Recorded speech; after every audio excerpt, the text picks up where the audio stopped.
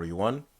Now, before I start this video, I want to urge you guys to go subscribe to some new MGTOW talent. I mean, relatively new. I'm sure many of you already know of him, but Turd Flinging Monkey has graciously decided to write for my website, sheddingoftheego.com. And he's written some excellent articles, and some of my most commented on articles are written by him, and I'm going to include those in the description box, as well as my favorite video from Turd Flinging Monkey. So if you guys want some new MGTOW talent, I think he's one of the very best of, I guess you could call it, the new blood of MGTOW. Very, very good videos. And I do like his channel very much, and it's been a long time coming. I was actually planning on doing this, but now, especially since, he decided to write for my website, it's the least that I can do in order to repay him and maybe get some subs going over there to his channel, which I think he deserves. So, gentlemen, please subscribe to his channel. And again, the link is going to be in the description box. I'm going to start this video off by reading to you a quote. The quote is as follows. You never change things by fighting the existing reality. To change something, build a new model that makes the existing model obsolete. End quote. Such were the words uttered by the brilliant R. Buckminster Fuller. That is the American architect whose famous geodesic domes would inspire the naming of the buckyball fullerene molecule. I believe this was the architect who constructed that famous Disney World sculpture, the geodesic dome. But given his words, I think that the question becomes immediately apparent to a MGTOW or even a men's rights activist as to the effective way to combat anti-male bias and misandry. The question is, how do we make misandry obsolete? And is this even possible? Can we do this? And if so, where do we start? Well, I don't pretend to have a suitable answer to that question, at least not a conclusive one, but I think that the question, properly rephrased, is more accurately posed as this. How do we stop a sexually dimorphic species, in which the female of the species is imbued with inherent value, reproductively speaking, from structuring its society in ways that lend themselves to the exploitation of men? I would argue that while it is impossible to eliminate gynocentrism, we can instead implement checks and balances on it by making the most egregious examples of gynocentrism, or should I say the occurrence of them, obsolete. Now, in a little bit, I'm going to pose to you a legal and moral conundrum, and then I'm going to ask that you draw a logical conclusion surrounding that conundrum. But for now, I'm just going to start instead by relegating to you the untimely demise of a man named Mike McQueen. I can't do that without first telling you the current situation facing a man named Gary Smith. Gary Smith is a 33-year-old former U.S. Army veteran who served 2 tours in Afghanistan, and Smith was, in September of 2006, roommates with the now deceased McQueen. This all changed when McQueen was found dead in their shared apartment from a fatal gunshot wound. The cause of death was, at first, deemed an apparent suicide. McQueen's longtime girlfriend had dumped him, and a recent drunk driving conviction made his chances for employment seem stark. We all know that when the human male's favorite plumage, right, that is his utility, isn't shining as bright as he thinks it should be, men tend to kill themselves in large numbers. So it certainly wasn't outside of the realm of possibility that McQueen killed himself. But as other details began to emerge, including the fact that the owner of the gun McQueen was killed or took his own life with was Gary Smith, as well as Smith's account of the night's events to police changing on 3 different occasions, Smith was then charged with McQueen's murder. Now, in the 2 separate trials that followed, Smith was then convicted of second-degree murder, and both of these trials have since been overturned on appeal, paving the way for Smith's upcoming 3rd trial. Now, both of Smith's trials have produced, at this point, very little hard evidence to suggest his guilt or innocence, making his convictions largely circumstantial. But this may not be the case, however, in his upcoming 3rd trial, depending on certain factors. Now, advances in the science of fMRI imaging have allowed us to interview people like McQueen under the scrutiny of real-time neural fMRI feedback. And a gentleman by the name of Joel, I don't know if I'm pronouncing this correctly, Joel Huizenga, who is the CEO of a company called Truthful Brain, had this to say about Smith's case. He says, quote, "Deliberately lying is hard work. When you're telling the truth, you're just retrieving a memory. But when you lie, you have to bring back the truth first and then manipulate it, and doing that requires much more of the brain to be active. This means blood rushes to specific areas which are never really used when you are being truthful, and the fMRI allows us to detect these relative changes of blood flow." The article then says of Huizenga, it says, "Huizenga initially asked Smith to intentionally lie in response to simple questions about his age and place of birth to get an idea of what his brain looks like when he's lying. Then he compared those scans to the ones taken while he questioned about McQueen." And then Huizenga says, quote, again, "In my opinion, they show beyond a shadow of a doubt that he is innocent. Everything about the scans is completely clean," Huizenga says. "None of the brain areas associated with lying light up whatsoever when he's asked about killing his roommate," end quote. And then the article continues by saying, "But these scans will not be shown to the jury when Smith is tried again later this year. Last month, however, his attorney requested a new Fry hearing, a proceeding which determines whether new technology can be used as evidence in a court of law, but the request was denied." Now, you don't have to warn me about the potential dangers that allowing what sounds a little too much like a slightly more credible neural polygraph on steroids as admissible evidence in a court of law could bring. The fact that no single human being's brain physiology is identical to any other human raises the possibility of every individual having a slightly different set of neural pathways lighting up under fMRI analysis during the act of lying. But, this does not conclusively rule out the possibility of some kind of fMRI dishonesty fingerprint becoming discernible in the future for each individual, according to their unique neurology. We do in fact know that subjects seem to interpret things like acronyms, such as DVD and CIA, in ways that are in fact unique to the individual, unique enough for scientists to identify those individuals by electroencephalogram analysis of those individuals' unique brain patterns. Scientists are discovering new forms of biometrics on a daily basis, right? The wobble of your walk when you wear a body camera is as unique as a fingerprint, and there's no reason why, neural physiology won't have this same kind of pattern unique to individuals as well. So, then, we arrive at the conundrum that I hinted at earlier. The question is, how would this technology, assuming it passes this Fry standard, affect the frequency and potency of the false rape accusation? The feminist outrage would be severe and instantaneous if it ever became possible to unilaterally dismiss a false rape accusation, or a rape accusation based off of this fMRI test alone. But this is not the likely scenario that would unfold if this technology became admissible as evidence in court. What is more likely to happen is the following hypothetical scenario. A woman accuses a man of rape falsely. The man is then arrested. During trial, the accusing woman must at the very least attempt to state a time and a place where the rape allegedly happened. So fMRI analysis can then be conducted, and the woman can be asked whether or not she was in fact at the scene of the crime, as well as places where it can be conclusively determined that she was not at the time of the alleged rape.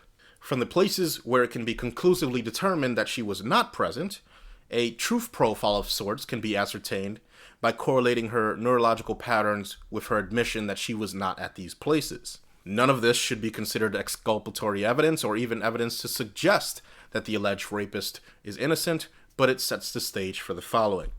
The truth profile is then compared to her neurological profile when asked if she was at the scene of the crime and was in fact raped by the man she was accusing. And then questions are posed designed to point investigators toward exculpatory evidence that can potentially be discovered at the actual scene of the crime. Now, a practical example of this is the following. A woman says a man raped her. The man claims he's innocent. The man is arrested and claims that the sex was consensual and that video evidence exists that can prove it, but he believes that the recording may have been hidden or even deleted by the accusing woman, or he believes that the video is in imminent danger of being deleted by the woman, if she can find it and get her hands on it. And let's assume that the woman doesn't know where it is, but it's in several key locations that both of these individuals frequent. The fMRI test can then be used not to determine whether or not the woman is lying about hiding or deleting the video evidence, but instead for establishing a timeline as to where this woman was on the day investigators believe she may have hidden or deleted the video, and thus a series of questions could follow. Questions such as, where were you on the date of the 27th between the hours of etc.? Were you at the library, or at the grocery store, or in your apartment, right? And this, juxtaposed with the fMRI truth signature, can give an average likelihood of where she actually was versus where she says she was, if she's being dishonest and leading investigators on a wild goose chase in order to preserve evidence that she will later contaminate.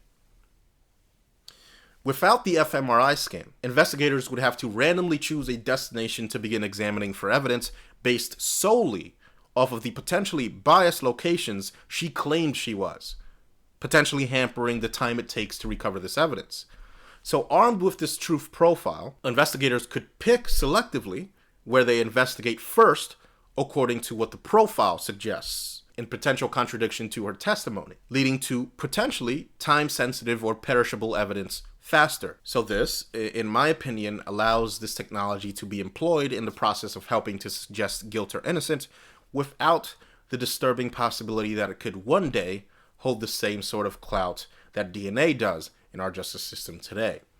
So with that said, gentlemen, put your pitchforks and torches away. There is no Minority Report dystopia heading our way. I'm just exploring this technology and the possible ramifications of it. But, speaking of Minority Report, I think that the fictional world of Minority Report highlights the exact dilemma that I've just described. Now, if you pardon my foray into fictional worlds here, I'm going to refresh your memory if you've already watched this film. And in the plot of Minority Report, we see that through the magic of science fiction, 3 mutated humans called precogs have, in what appears to be extremely controlled conditions designed to potentiate their natural talents, they have achieved the ability of prescience to such a degree that an entire legal system has been centered around their abilities. Pre-criminals, that is the name given to people who are convicted according to the precogs and their prescient algorithms of crimes they intended to commit but never actually did due to the intervention of law enforcement. These pre-criminals are imprisoned all on the account of the precogs accusing them of this bastardized dystopian version of charges such as attempted murder. And they're imprisoned in stasis chambers where they are housed in a catatonic state for the duration of their sentence. Now, these precogs were eventually decommissioned, being set free to live out their lives as normal human beings, and all convicted pre-criminals are eventually set free when, for the first time ever, a pre-criminal definitively proves that the predictions of the 3 precogs were wrong, at least in one instance.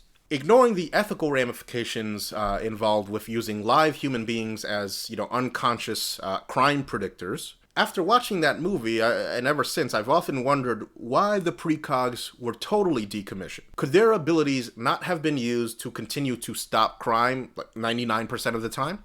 Even if this single instance of precog fallibility meant that it is no longer acceptable to imprison people off of the concept of pre-crime? Could the precogs not be used in locating evidence? Fingerprints where the precog envisioned a suspect touching? Search parties where the precogs envisioned a killer dumping a body? An entire field of probabilistic forensics could have emerged by continuing to employ the abilities of the precogs after the fall of pre-crime, couldn't it have? And those are the interesting questions, right? The plot holes that are left unanswered in this movie. And that's the beauty of science fiction, is that it allows us to foresee our reaction to certain technologies before they arrive. Gattaca did this with genetic engineering, right? Designer babies and all that stuff. And it allows us also to foresee our reactions to technologies when they arrive first in slightly more primitive forms than are depicted in the fictional setting. So if we speculate as to what the essential nature of pre-crime was in the fictional Minority Report universe, we could come to a conclusion that what the precogs were actually doing was taking our understanding of essential human nature, weighing behavior algorithms for each individual citizen in the Minority Report universe, given to them by what I could only assume was a robust big data industry, which, we already have in real life, by the way.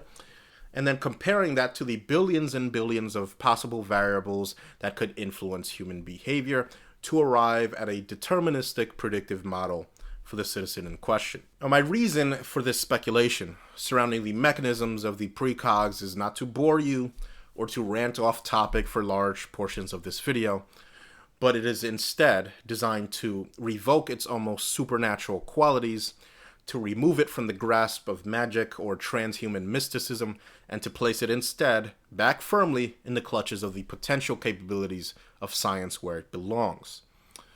The precogs may seem otherworldly to us, right? They might seem like preternatural manifestations of a deterministic abyss we can hardly grasp, but the truth is that a sufficiently powerful quantum computer, capable of, for example, modeling the trillions of molecular interactions following the milliseconds after the Big Bang, a computer like this could likely perform the function of the precogs effectively. But for now, the concept of PreCrime remains comfortably out of our grasp, and instead of looking to the future to prevent crime, we instead have developed fMRI technology that allows us to peer into a potential suspect's neurological interpretations of the crime after it has happened. So my question is, what will feminists and the women they claim to represent have to say about all this as we move into the future?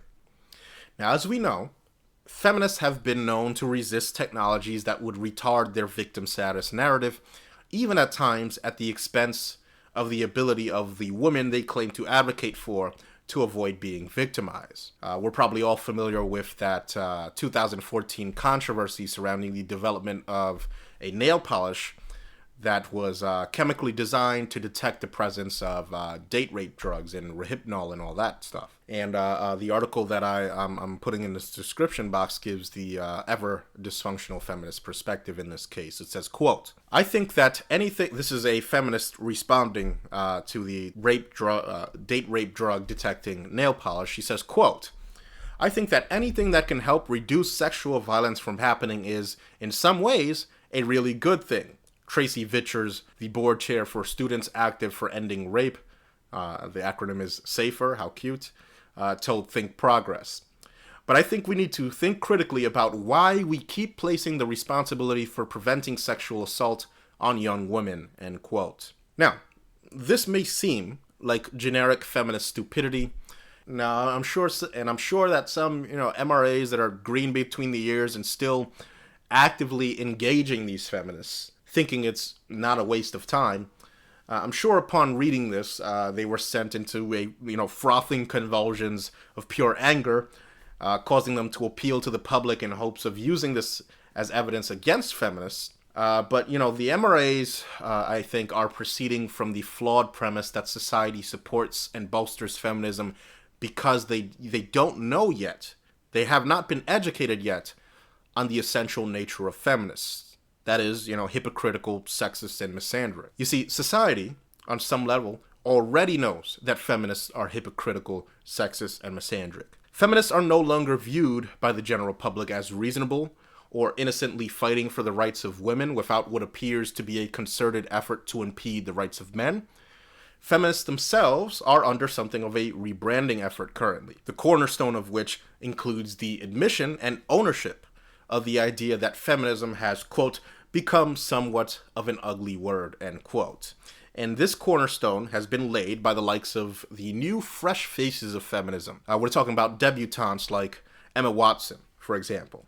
Gone, at least to some degree, are the outdated combative posturing that the Steinhams and the Germaine Greers built their feminist legacies on. Gone are the days of Andrea Dworkin. Gone are the days of shriveled, increasingly irrelevant firebrands that take these kind of pictures in the name of feminism.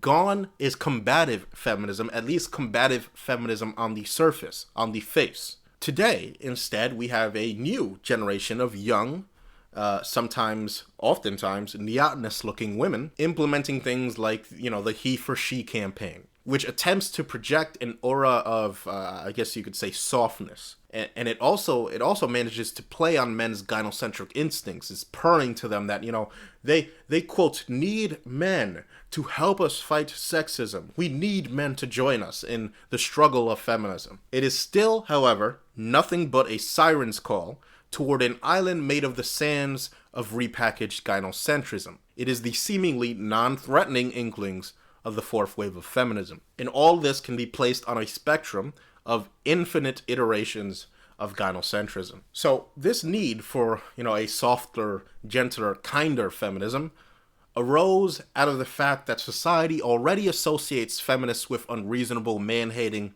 and even still, they will not act to stop them. They will not act to stop them, because to do so means they will be perceived as attacking women.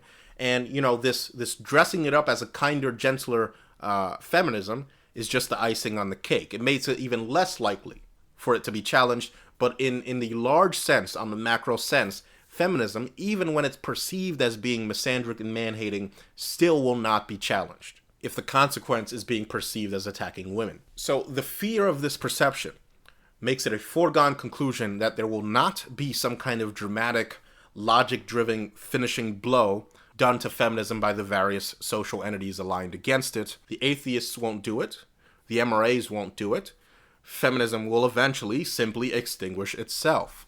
Its impenetrable scales of victimhood can only be properly digested by the acids in its own stomach. So the feminist Ouroboros, if you will have to consume itself tail first, and only when it's good and ready. So in the meantime, they play a numbers game. Technologies such as this nail polish could theoretically save some women from rape, but it would also endanger a woman's privilege to be able to randomly point their fingers at anyone they want in cases involving things like, alcohol, and claim that they were raped when they wake up in the morning, tinged with the unfortunate stench of regret following their far from non-consensual sexual encounters. The objections to this nail polish may seem irrational, but they follow a logical progression. That is, the feminist belief that it is okay for some women to be raped, right? This is collateral damage. It's okay for some women to be raped due to lack of this nail polish if the, men are bad, women are good, social jihad they've declared on society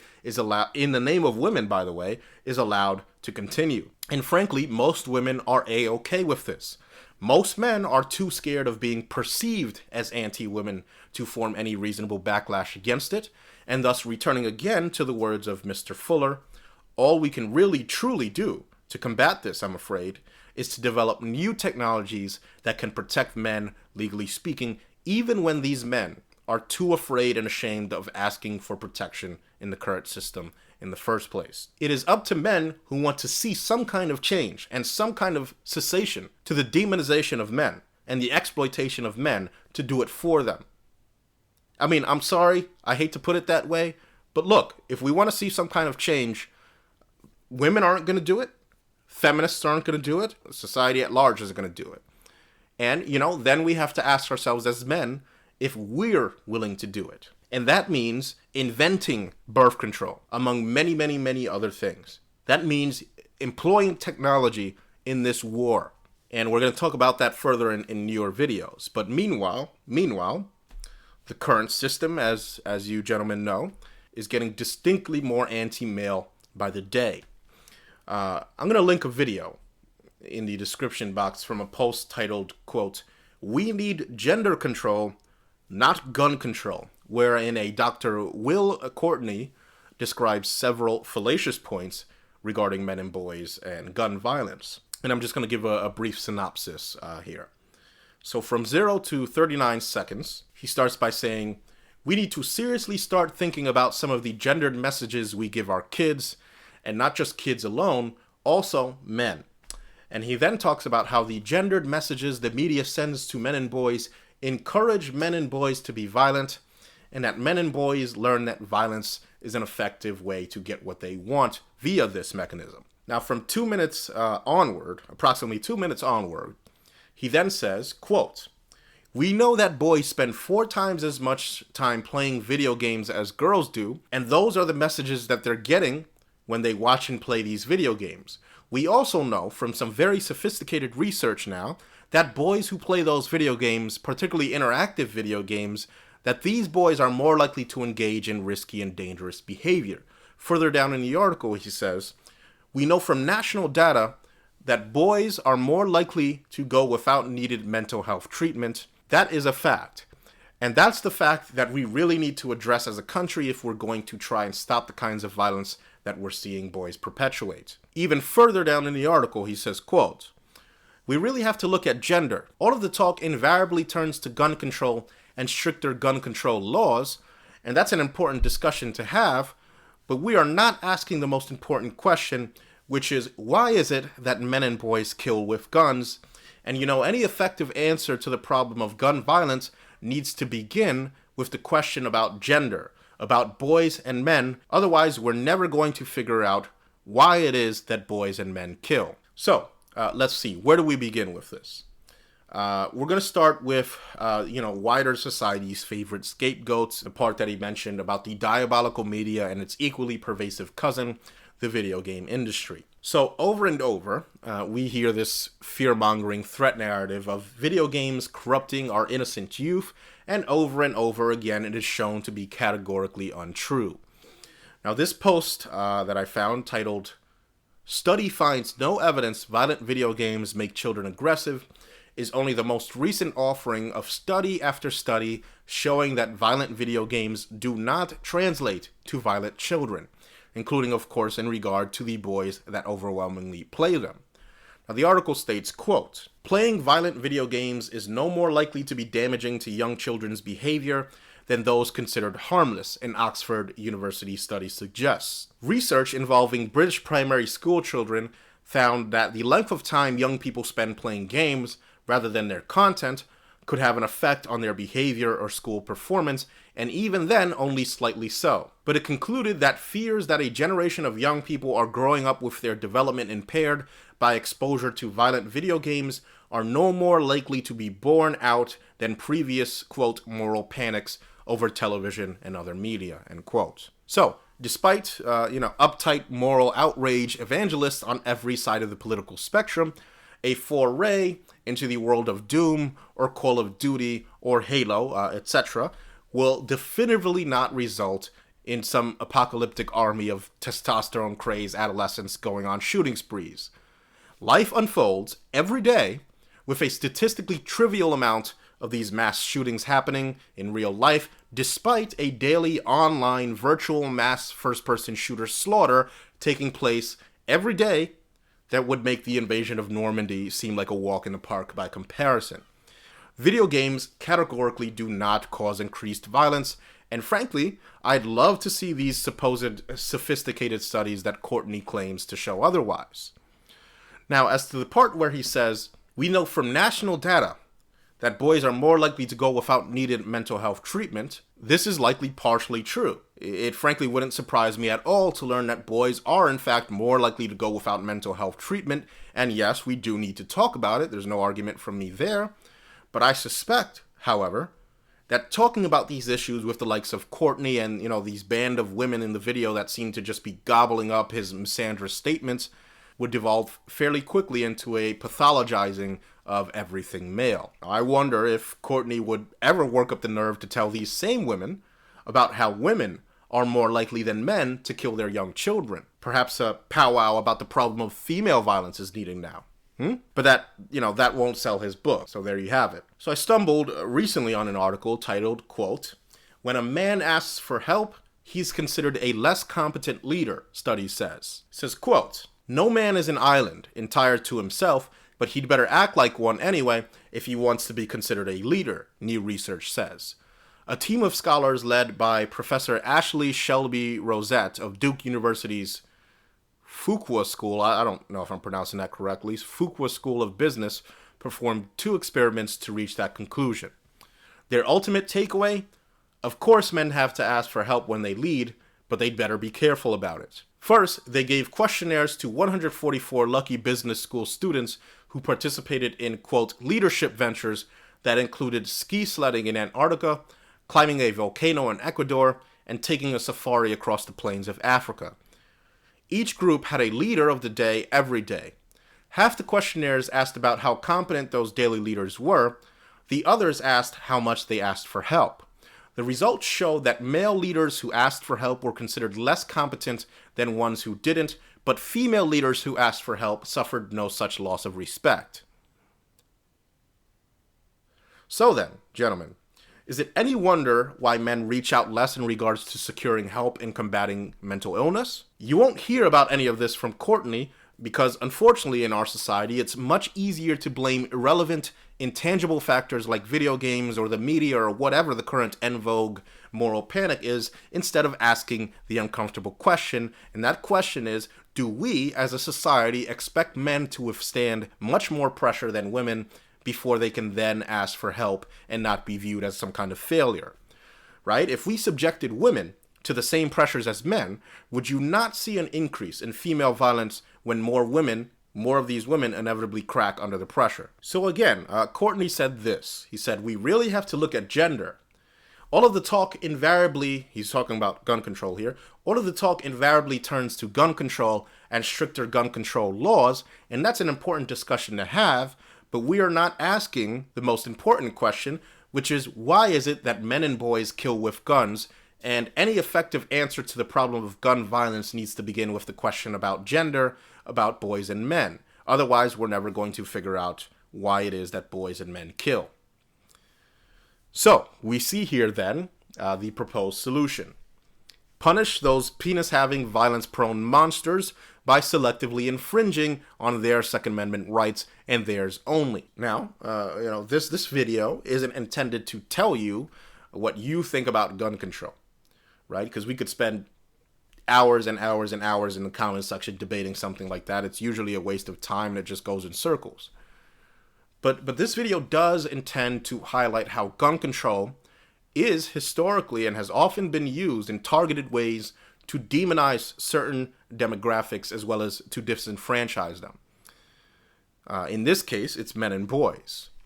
It's really amazing, I think, how Courtney starts off this discussion by talking about the negative messages our society sends to men and boys, while he ends the discussion by implying that we need to be extra careful about the male sex having access to firearms. Now, what type of message does that send to boys? Because it sounds a lot to me like what you're telling them, what you're telling boys, is that they are more likely to be killers by virtue of their genitals alone. And, of course, that won't leave a lasting impression on boys, right? The truth is that no matter where you stand on the issue of gun control, you should be very, very afraid when society starts raising the question of whether or not we need to be especially concerned about this or that demographic specifically owning firearms and arming themselves. Before 1967, the state of California was an open carry state, so armed Black Panthers exercising that right eventually put a quick end to that. And, that happened, and there's going to be a video about that in the description box if you're interested.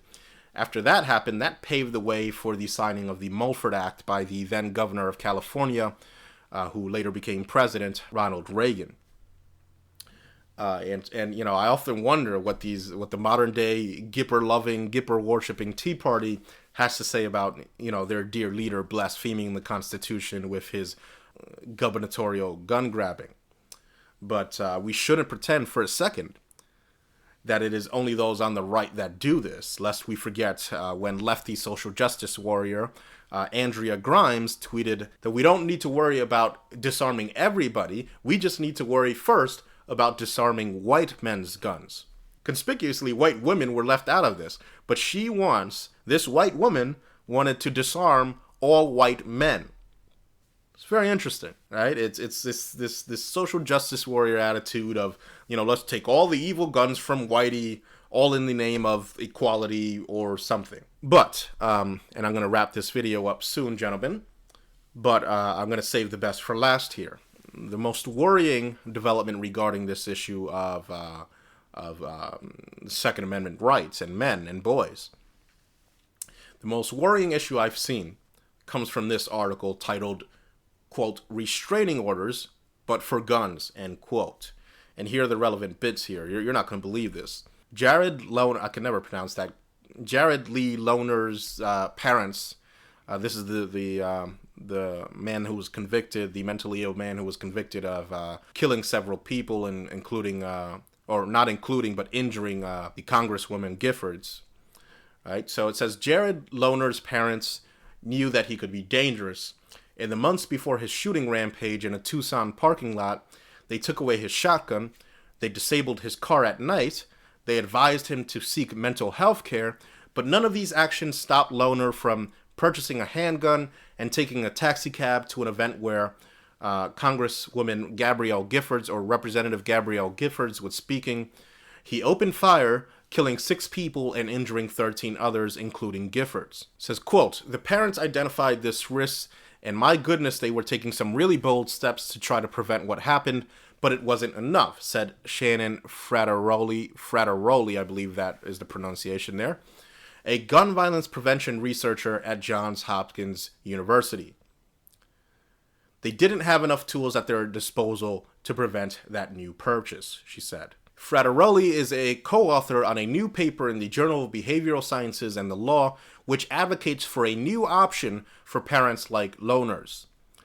And that is gun violence restraining orders, or GVROs. And like a domestic violence restraining order, GVROs give families an option to petition a court when they fear the actions of a loved one. In September 2014, California became the first state to establish a GVRO system.